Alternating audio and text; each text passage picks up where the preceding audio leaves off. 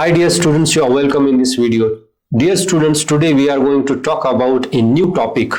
We are going to understand what is non-fictional prose. We will discuss about the definition of non-fictional prose, its meaning, what are the features, what are the elements, and what are the subgenres of non-fictional prose. We find two broad categories of writing. One is fiction and the other is non-fiction. So what is there in the non-fiction? So let's understand non-fictional prose definition, features and subgenres. Very first, let's think about what is non-fictional prose. Dear students, let's start with very word non-fictional prose. Now here we have combination of two words, non-fictional prose.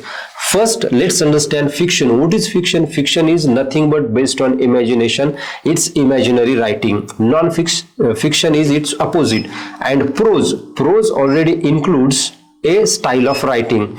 So here prose is any communication spoken or written without use of rhyme, rhythm or meter as in verse, but with proper grammatical structure. Now it is a style of writing, as we find verse is a style of writing, or poetry. We compose poetry in lines or stanzas. In the same way we have statements and lines in prose. So I have made a very fine video on what is prose. You can check the playlist called Introduction to Literature, and there I have dissected all the genres, and there you find what is prose, its features, meaning and definition. Here it's very simple. It's any communication spoken or written, but we do not find a rhyming scheme in prose. So it is a flat writing. It is writing in lines or statements, opposite to verse. In verse we have rhymes, rhythm and different types of poetical devices, and here it is a direct writing.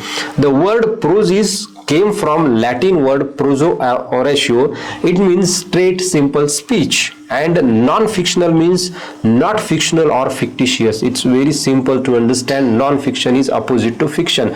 In fiction we have novels, short stories, fictitious writing based on imagination, but in non-fiction we do not have imaginary writing. This writing is directly related to the real life events, real life personages, real life characters or persons. Now what are the elements of non-fictional prose? Very first element, we have theme or subject matter. In non-fictional writing we find that any topic concerning human life is included, and here we have so many examples or subgenres of non-fictional prose. What is there in the non-fictional writing? We find the subject matters which are included in autobiography, biography, criticism, essay, history, journals, magazines, letters, political writings, religious writings, speeches, travelogues or travel writing, etc. are included in the non-fictional writing or non-fictional prose. And the subject matter which suits to these genres is the subject matter of broad category called non-fictional prose. Major portion of literature in non-fictional prose. Now if you think about any country, the literature of any country or nation, you find a major portion of that literature is directly in non-fictional writing, or the major portion of literature forms in non-fictional writing or non-fictional prose. So this is the significance of non-fiction, because most of the genres are included in non-fiction, and in fiction we have some imaginary genres like novel, short story, which are highly based on imagination. Next element, we have characterization. So characterization is an important part of non-fictional prose too. As we find characters in fiction or novel, we also find characters in non-fiction. So people from real life are based on real life events. So these characters are borrowed from real life events, or these characters found in society directly, which are included in the non-fictional prose. Sometimes fictional creations but resembles the real life person. So this thing also we need to consider, that all the characters are not purely real or factual, but some kind of imagination is used, or these characters resemble in the real life events or real life situations. For example, here we have Sir Roger de Coverley, a fictional character by Joseph Addison and Richard Steele, borrowed from Coverley Papers. Here is an example of Sir Roger de Coverley, which is taken from coverly papers. Actually, this character is a fictitious character, but it is highly related to the characters present in the society, or we can say that this character resembles the real life characters in the society. So this resemblance is very important in non-fictional prose. So complete fictitious writing is not there in the non-fictional prose, but some resemblance is necessary to relate the events or characters in the real life, and that is the crux of this non-fictional prose. For example, again we have two important genres, autobiography and biography, in which we find only real life characters. In autobiography you have real personage, or in autobiography you have the real life character. In biography too we have real life character. Next we have narrative technique. Now narrative technique also is an important part of non-fictional prose writing. We have three types of narrative techniques. Very first we have first person, second person, and third person point of view. In first person point of view we find that the character in the story or in that piece of work is involved in narration, or he or she states the events happened in that particular work. And we have here most used pronouns like I and me.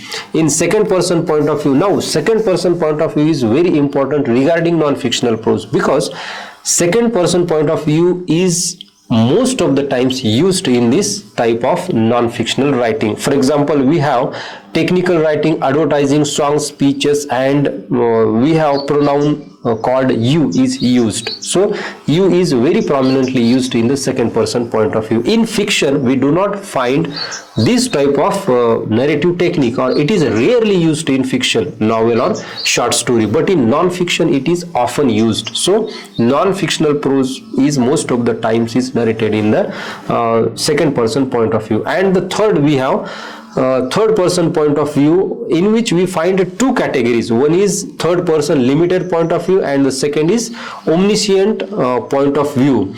Now what is the difference between these two? In limited person point of view we find that the character who is narrating is not involved deeply in the events, or he do not have control over the minds of other characters in the narration. But in omniscient third person point of view we find that the narrator has control over the minds of other people, or what is happening in the minds of other characters is already known to the narrator, and hence it is called as omniscient, means everywhere, it is present everywhere in the work. And we have prominent pronouns used in third person point of view, he, she, it, and they. So these are the narrative techniques used in the non-fictional prose writing. The next element we have style, and in style we have mood and tone. Now what is mood and tone? Mood is nothing but overall feeling or atmosphere created by author, and tone is also attitude of an author. Now if you look at the essays composed by Charles Lamb, for example,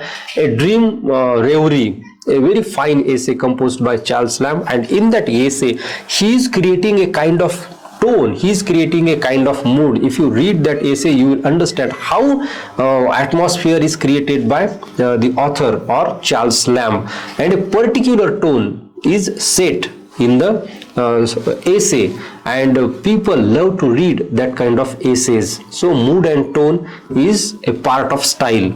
Generally this style is based on the choice of words. A very specific kind of words are chosen by authors, and they create through these words or statements a kind of mood and tone in the essay or in any kind of writing. For example, biography, autobiography, and there we find a very particular kind of words, simplified words. And generally the style of non-fictional prose is clear, unambiguous, simple, and scholarly. So these are very important things to consider in the non-fictional writing. The style of non-fictional writing must be clear, it must be unambiguous, it must be scholarly and to the point. So this is a very significant feature of non-fictional prose. We find a very clear existence of author in non-fictional writing, unlike fiction. Now this is a great difference between fictitious writing and non-fictitious writing. In non-fictional prose we have existence of author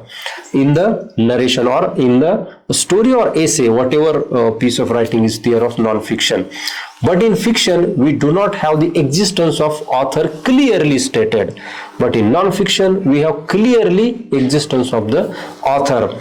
And the narration style is logical and analytic in the non-fiction, whereas in novel or short story you do not have this logical or analytic kind of style as used in the non-fiction. There is logic or there is analytic style, but the clear existence of author we do not have in novel or short story as we find it in the non-fictional writing. For example, clear existence we have in autobiography, clear existence of author in biography. So these are important things regarding style. Now dear students, let's understand what are the subgenres of non-fictional prose. There are so many subgenres of non-fictional prose, and as already I have stated that the most or the maximum portion of literature is available in non-fiction, and hence the genres also are multiple in non-fictional writing.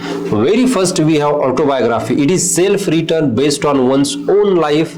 It's honest, truthful and trustworthy record, as we know about autobiography. So this genre also is explained in detail in the video called What is Autobiography and Biography. Please go and watch that video.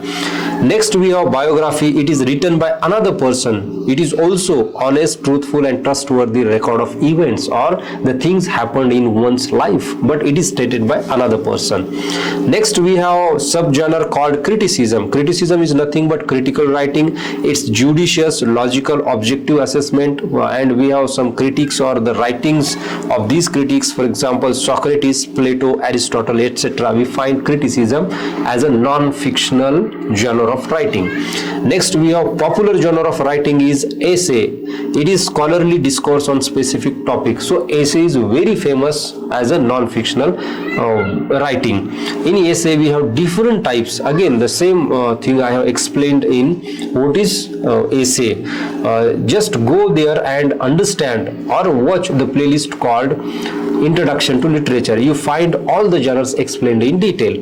Next we have historical writings. It is different from history and historical fiction. So historical fiction is different and history is different, but these historical writings includes memoirs or philosophical extensions. Number 6 we have journals and magazines. So journals and magazines are the authentic record of contemporary times. For example, scholarly papers. There are so many journals and so many magazines in the market in which you find non-fictional prose writing. Next we have letters. In letters we have subjective, personal in nature and the treatment.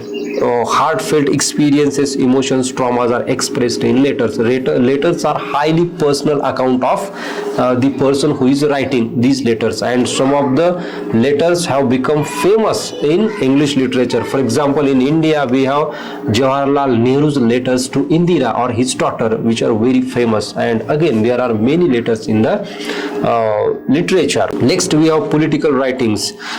Political writings are the immediate source of burning issues, and some of the examples here we have Rousseau, Edmund Burke, Thomas Paine. Many political writers we find who writes on the burning issues in the society. So these political writings are important because they are included in the non-fictional prose. The writing is non-fictional.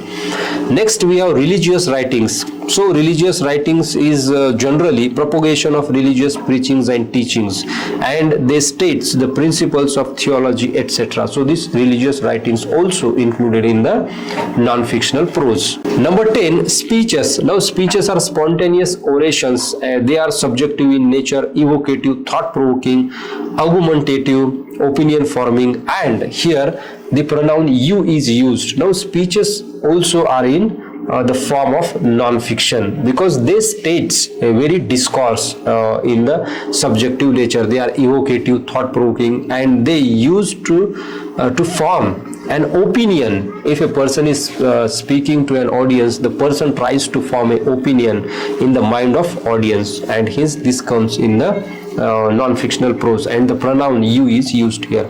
And the last subgenre of non-fictional prose is travelogues or travel writing. So it is a special subgenre and it records the experiences of traveler, discovers new places. It's informative, adventurous and pleasure giving in treatment and style. Now travelogues or travel writing has become very famous nowadays, and this is also a part of non-fictional prose writing. In travelogue we find new places, the description of new places, the experiences of the person who is stating or narrating the events, and different types of things are included in the travel writing or travelogue. So all these are the subgenres of non-fictional prose. So dear students, I hope you understand about what is non-fiction, its meaning, then what are the elements or features of non-fiction, and at last what are the subgenres of non-fiction. If you have any problem, any query, you can directly comment below in the comment section. I will try to answer your answer. Thank you for watching the video.